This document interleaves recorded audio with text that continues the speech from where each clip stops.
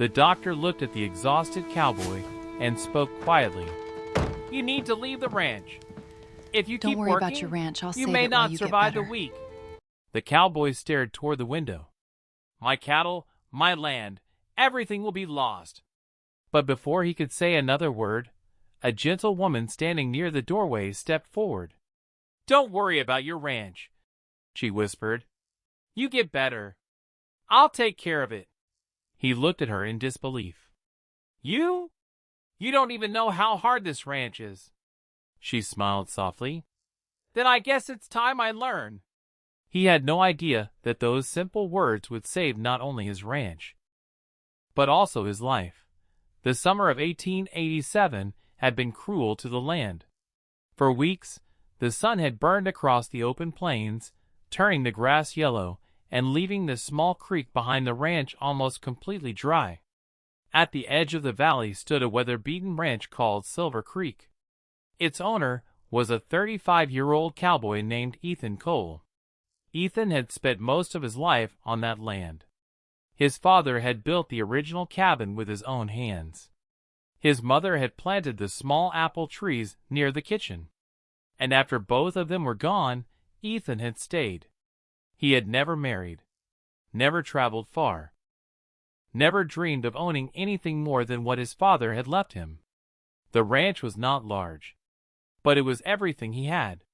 There were horses in the barn, cattle in the southern pasture, and a small vegetable garden behind the house. Ethan worked from sunrise until darkness.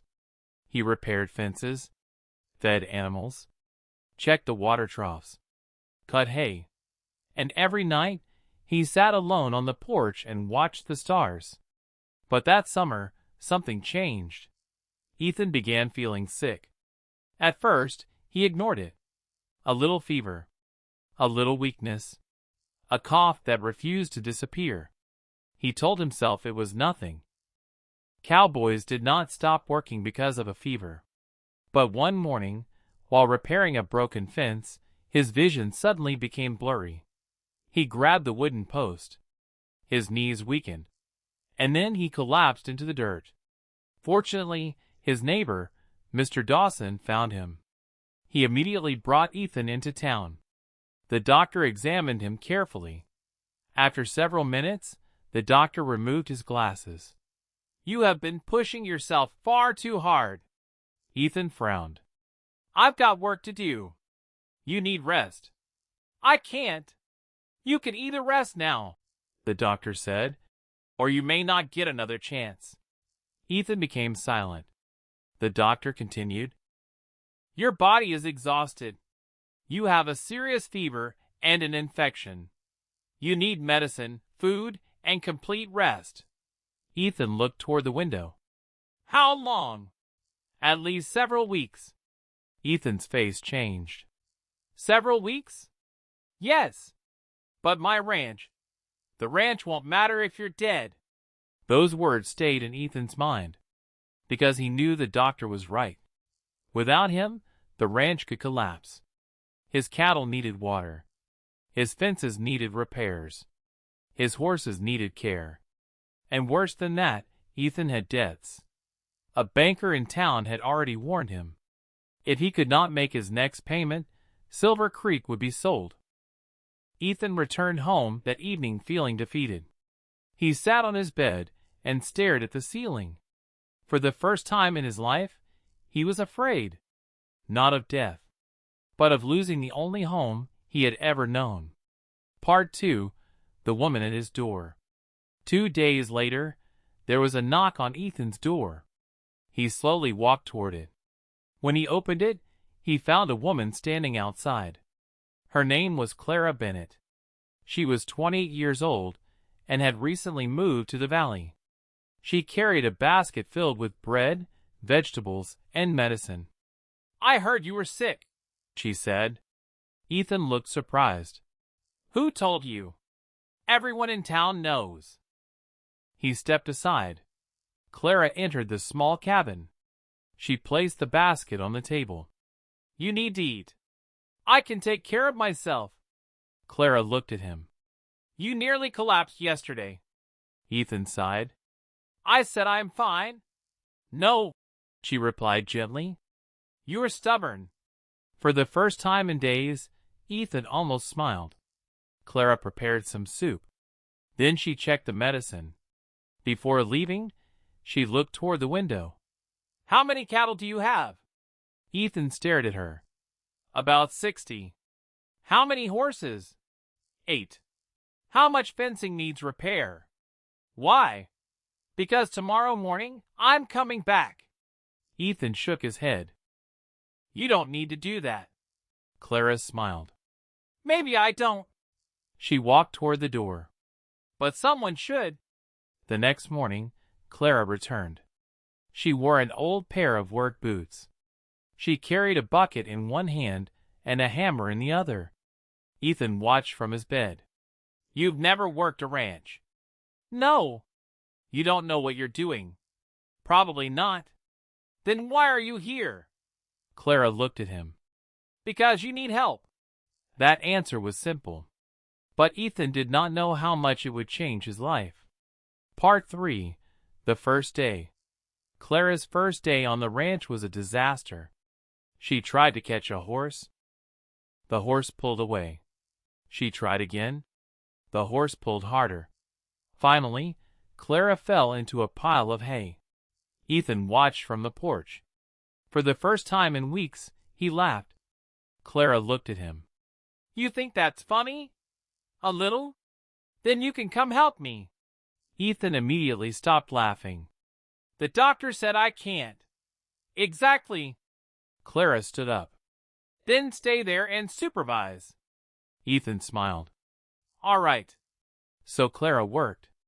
She repaired fences, carried water, fed chickens, cleaned the barn, and learned which horse hated strangers. By sunset, she was exhausted. But she had completed more work than Ethan expected. That evening, she sat on the porch. Ethan brought her a glass of water. You did well. Clara smiled. That's the nicest thing you've said all day. I didn't say you did perfectly. She laughed, and something warm entered Ethan's heart. Something he had not felt in a very long time. Part 4. The Threat. But while Clara was helping Ethan, someone else was watching. His name was Samuel Black. Samuel owned a large ranch nearby. He had wanted Silver Creek for years. The land was valuable because a new railway line was planned nearby. Samuel knew Ethan was sick, and he knew Ethan was in debt. One afternoon, Samuel rode to the ranch. He stopped his horse outside the cabin. I heard you're sick. Ethan looked at him suspiciously. I'm recovering. Samuel smiled. That's good. Then he pulled a document from his coat. You remember your loan? Ethan's expression hardened. Yes. The payment is due in 10 days. I know. Samuel looked around the ranch. You won't be able to pay it. I'll find a way. Samuel laughed softly. You always say that. Clara stepped outside. Samuel looked at her. And who's this? Clara, she answered. Samuel smiled. Well, Clara, you should convince Ethan to sell. Clara crossed her arms. Sell what? The ranch. Ethan stood. You can leave now. Samuel turned his horse. You have 10 days. Then he rode away. Clara looked at Ethan. Can he really take your ranch? Ethan nodded. If I can't pay. Clara was quiet. Then she said, Then we'll find a way. Part 5. Clara's Plan. The next morning, Clara made a list. She counted the cattle, checked the horses, inspected the crops. Then she examined the barn. What are you doing? Ethan asked. Looking for money. In my barn? Money doesn't always look like money. She found several old saddles, a broken wagon, some unused tools, and several barrels of honey. Clara smiled. You have more resources than you think. She had an idea. The town needed meat. The nearby mining camp needed milk and eggs, and the railway workers needed food. If they could sell supplies directly, they could make enough money to cover Ethan's payment. But there was a problem. The cattle were weak because of the drought. Clara studied the land. Then she noticed something. "There is water on the north side of the property." Ethan shook his head. "No. That creek dried up years ago. Did you check?" "No." "Then let's check." Ethan couldn't go, so Clara went alone. She rode for hours, and near sunset, she discovered something remarkable. There was a small underground spring hidden beneath the rocks. Water, clean, cold water, enough to save the cattle. Clara hurried back. "We found water." Ethan stared at her. "You found what?" "A spring." He couldn't believe it. The next morning, they opened the old irrigation channel. Water slowly began moving toward the pasture. The cattle gathered around it. For the first time in months, Ethan saw hope. Part 6. The ranch begins to recover. Days passed. Clara worked from morning until night. She organized deliveries, sold eggs, sold milk, made agreements with the mining camp, and found buyers for Ethan's cattle. The ranch began earning money again. But Ethan was still sick. He spent most of his time resting. One evening, Clara brought him dinner. She noticed that he looked sad. "What happened?" Ethan shook his head. "I don't know how to thank you." "You don't have to." "I do." "No." Clara sat beside him. "You helped me once." Ethan looked confused. "When?" "When I first came to town." "I don't remember." "You gave me work." Ethan frowned. "I barely remember meeting you." Clara smiled. "I had no money, no family, no place to go." She looked down. "You hired me to clean the cabin for 3 days." Ethan suddenly remembered. "You were the woman who accidentally broke my mother's lamp." Clara laughed. "I paid for that lamp." "You did. And you gave me a job anyway." Ethan smiled. "I didn't know you needed it." "I did." She looked at him. "So now you need help." Ethan became quiet. "Thank you." Clara smiled. "That's enough." Part 7. The Storm. One night, dark clouds gathered over the valley. A violent storm approached. Clara looked toward the sky. "We need to move the cattle." Ethan tried to stand. Clara stopped him. "No. I can help. You're still weak." "My cattle are my problem tonight." She grabbed her coat. Then she rode into the storm. Rain began falling heavily. Lightning struck across the sky. The cattle became frightened. Several broke through the fence. Clara rode after them. She managed to turn them back toward the barn. But one young calf became trapped near the creek. Clara climbed down from her horse. She entered the muddy water. The current was rising. She grabbed the calf. But suddenly the ground beneath her feet disappeared. She fell. The calf cried loudly. Clara struggled. Then she heard a voice. "Clara!" Ethan. He had ignored the doctor's orders. He had followed her. He reached the creek and pulled her toward the bank. Together, they rescued the calf. When they reached the barn, Ethan collapsed. Clara panicked. "You shouldn't have come." Ethan looked at her. "I couldn't let you face that storm alone." Clara stared at him. For a moment, neither spoke. Then she whispered, "You scared me." Ethan smiled weakly. "You scared me first." Part 8. The Debt.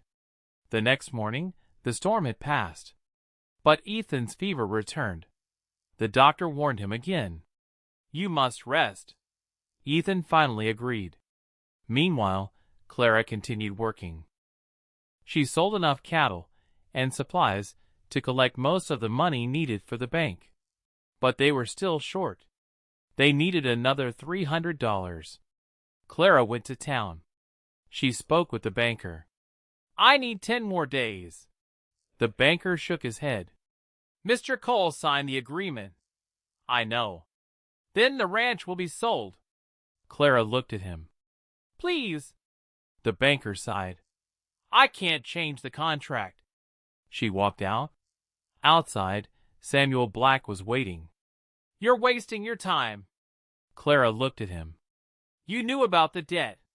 Yes. You want the ranch. Yes. Why? Samuel smiled. Because land is worth more than people understand. Clara stepped closer. You don't want the land. What? You want to destroy Ethan. Samuel's smile disappeared. This is business. No. Clara looked him in the eyes. This is greed. Then she walked away. Part 9. The Secret. That night, Clara returned to Silver Creek. She found an old wooden box in the attic. Inside were papers belonging to Ethan's father. One document caught her attention. It was an old land survey.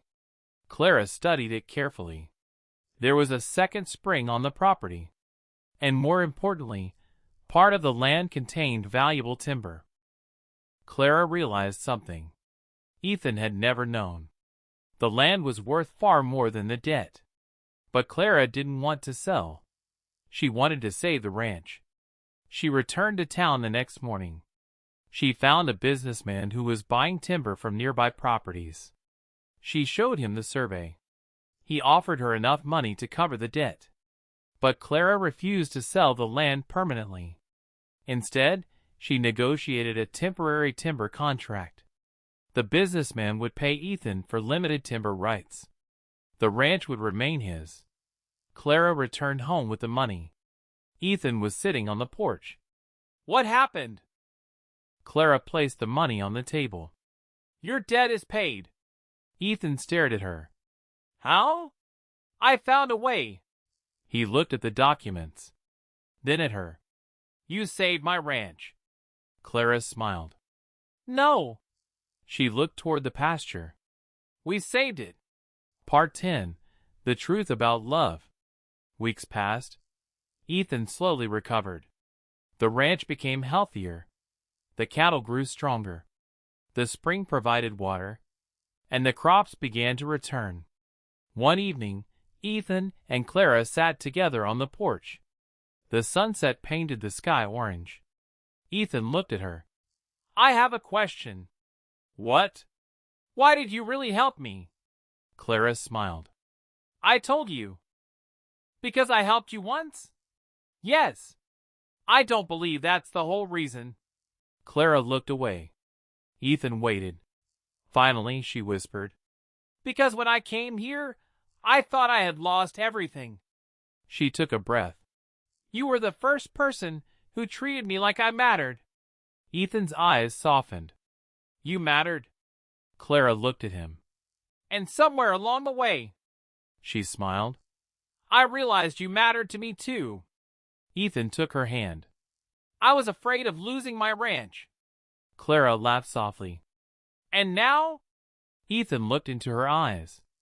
Now I know the ranch was never the most important thing. Clara smiled. What is?